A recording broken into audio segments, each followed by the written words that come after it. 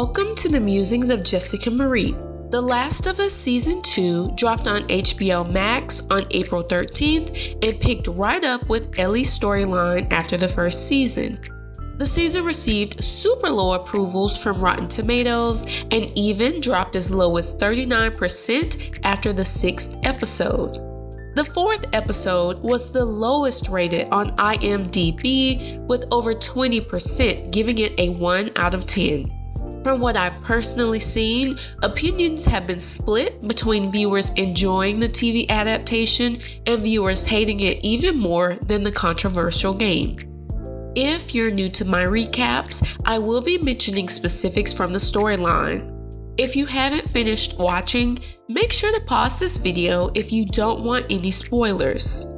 The season began with Ellie still being mad at Joel for saving her life in the Firefly Hospital 5 years ago. We're reintroduced to the quaint city of Jackson, Wyoming, where the city has grown and flourished while remaining safe from the zombies. It was an example of a nation rebuilding itself and included a council to make decisions, a wall for security, and even electricity and running water to keep citizens happy and healthy. We met Ellie's friends Dina and Jesse and got a little preview of her role in the small society. She was constantly angry, irritable, and reckless due to the unresolved resentment she carried toward Joel. One of the episodes showed exactly how their relationship deteriorated over time and just how reluctant Ellie was to actually address Joel. Unfortunately, she waited too late to let him know how she really felt and ran out of time to make things right. There were sporadic moments of her sexual orientation being mentioned and emphasized throughout this season. I don't think it was exactly necessary for Ellie's character development, and the story honestly would have progressed without even bringing it to the viewer's forefront.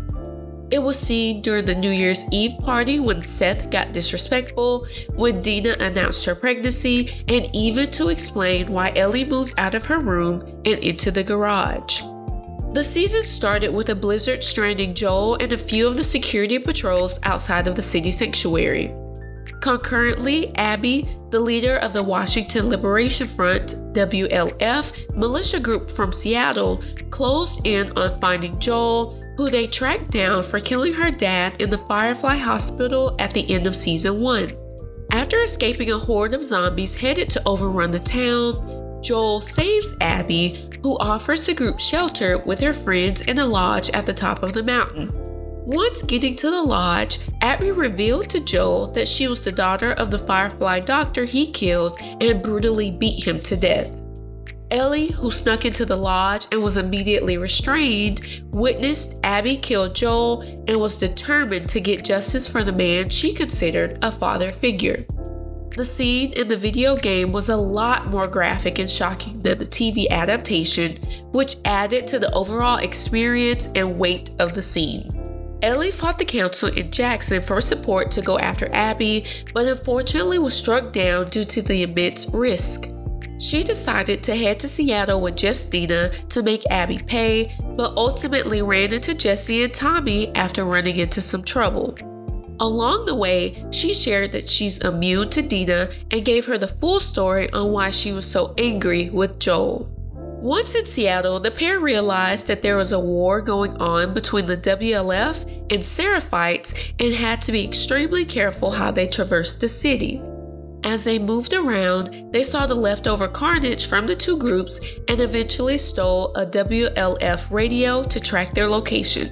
We also saw the origin of the militia group and how it began from a rogue federal agent named Isaac. Slowly, Ellie tracked down and killed members of Abby's crew to find her. She found and chased Nora into the quarantine basement of the Lake Hill Hospital, where she beat her for information. In the midst of also becoming infected, Nora realized that Ellie was the immune girl they had heard about. After regrouping with Dina and Jesse, Ellie shared what Joel did to make Abby kill him, and the idea is floated that they should just return home. They overheard a WLF radio call about a sniper who was later revealed to be Tommy. At a crossroads, Jesse and Ellie have a volatile disagreement about doing what's right for the betterment of the group. Refusing to drop her grudge, Ellie took off to a nearby aquarium to continue searching for Abby, while Jesse went to go help Tommy from the WLF reinforcements. She found Owen and Mel arguing in the aquarium and held them at gunpoint for information. Unfortunately, Owen lunged for the gun and caused Ellie to shoot both him and Mel. In the video game, Ellie shot Owen but had to stab Mel after she rushed her with a knife. Quite frankly, I get that the directors didn't necessarily want people to see that in live action, but that 2-for-1 kill just completely watered down the entire scene. Plus, they completely left out the part with Abby's dog Alice, which humanized her in the video game. Jesse and Tommy rescued Ellie from the grave scene and returned to their hideout until Abby ambushed them. She immediately shot and killed Jesse, injured Tommy, and held Ellie at gunpoint. The scene cut to black for dramatic intent before another gunshot was fired. The season ended with the perspective jumping to Abby being summoned by Isaac. Throughout the entire season, I was comparing the TV show adaptation to the original video game because there were some key differences that stood out. It was really interesting to watch at first because I already knew how the story would end, but then it became too much when all the extra TV filler and time-wasting tactics got added in. First and foremost, the order of events was switched around in the TV show that I didn't particularly care for, especially early on. Looking back, I think the whole build up to Joel's death was watered down for TV consumption because, objectively speaking, it was rather gory, inhumane, and graphic in the video game, but it roped you into why Ellie felt so strongly to go after Abby. Abby's personal vengeance towards Joel killing her father in Point 1 drove her to hunt Joel down, not understanding that Ellie also had that same vengeance, driving her to seek justice. As the show progressed, I became less and less interested in the storyline. Back when The Last of Us Part 2 video game was released, there was negative backlash surrounding the plot and the choice of taboo character preferences. I knew going in that the story was problematic and a lot of people didn't like it, but to see that, plus the extra TV adaptation, made it almost unbearable for me to watch. Truth be told, I didn't even realize the season ended until after my husband told me a few days later. It's weird realizing that you're done with the show after the end credits roll.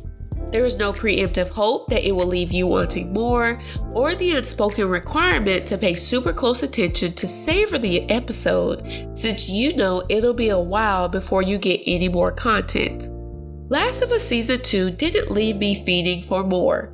In fact, I was more glad that it was over than anything. I hope Naughty Dog is working on writing a phenomenal story for the third game to save the title. If they put out another piece of garbage, they may get more people jumping off the bandwagon than they realize. Now don't get me wrong, Last of Us Part 1 and Part 2 had amazing gameplay, jump scares, and intense fighting scenes, but none of that helped players gloss over that beast of a plot. In my opinion, the TV show just didn't give you that shock factor that the video game did.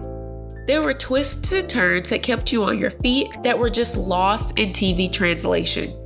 People who played The Last of Us Part 1 loved Joel and Ellie's dynamic and were completely distraught when Joel got killed off super early in the game, but Season 2 threatened to absolutely obliterate that sentiment. My next flaw with the TV show was casting. Ellie in the TV show, objectively, doesn't look anything like Ellie in the video game. The only characters that were spot on were Jesse, Joel, and maybe Tommy. Everyone else was either changed drastically like Maria or were a complete mismatch that it was difficult to ignore, like Dina. I thought the casting was more spot on in Season 1, but it left me a little perturbed in Season 2. HBO has already announced that Season 2 will only cover half of the events from the second game, and another season as of April 9th, 2025 is confirmed to be in the works. I don't have a problem since the video game was extremely long. There were so many moving parts that I definitely don't want the producers skipping steps just to cram it into 8 or 12 episodes. Some content just requires more time and episodes to flesh out properly. Overall, The Last of Us gave us something to look forward to each week, but I'm excited to see how they'll wrap things up in the next season. Regardless, I think a replay of the games is in my near future. If you enjoyed this episode, let me know by giving this video a thumbs up, leaving a comment, and subscribing to my channel. I'll see you in the next episode. Signed, Jessica Marie.